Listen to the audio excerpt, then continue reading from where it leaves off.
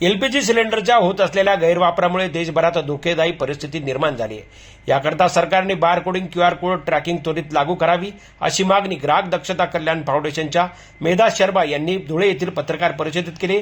या पत्रकार परिषदेला मेधा शर्मा यांच्यासह रोहित पवार, कृष्णा पवार यांची प्रमुख उपस्थिती होती। पण फॉलो पण असं तगड्याने करावं लागतं आम्हाला, असं नरमाईने केलं ना तिथे नाही चालत।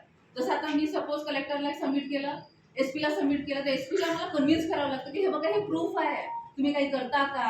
मग त्यांना असं उत्साहित करावं लागतं, तेव्हाच्या तेव्हा माझ्यासोबत गाडी काढतात, त्या आमच्या लोकांसोबत गाडी काढतात आणि तेव्हाच रेट करून आणतात, एवढी कारवाई करतात। ठीक आहे, पण हे तेवढ्याच वेळेसाठी नसतं।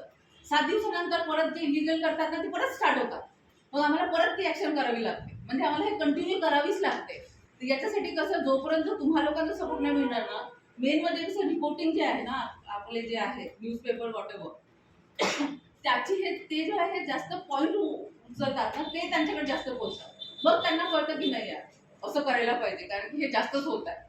म्हणून आम्ही तुम्हाला लोकांकडूनच आम्ही रिक्वेस्ट करतो। यावेळी ग्राहक दक्षता कल्याण फाउंडेशनच्या मेधा शर्मा यांनी आज मितीस देशभरात 75% नागरिक स्वयंपाक करण्याकरता घरगुती गॅस सिलेंडरचा वापर करत आहे। मात्र या घरगुती गॅसचा गैरवापर केला जातोय। इलेक्ट्रिक मोटरच्या साहाय्याने वाहनात एलपीजी भरल्याने मोठे अपघातही झाले। अशा वाहनांची संख्या दिवसागणिक वाढत आहे। टँकरमधून एलपीजी काढून 15% सिलेंडर भरला जात आहे।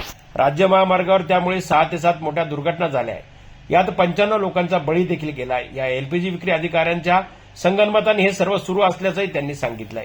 हे अपघात घडू नये असे वाटत असल्यास शासनाने बारकोडिंग क्यूआर कोड ट्रॅकिंग त्वरित लागू करावे अशी मागणी मेधा शर्मा यांनी केली आहे। त्याचं या संदर्भात केलेली आहे की आपल्या पूर्ण देशामध्ये जे घरगुती सिलेंडर्स येतात आणि कमर्शियल सिलेंडर्स येतात त्याची खूपच अवैधरित्या काळाबाजारी होत आहे। त्याच्यामुळे प्रत्येक सिटीमध्ये खूप स्फोटांचे आणि जीव धोका होत आहे।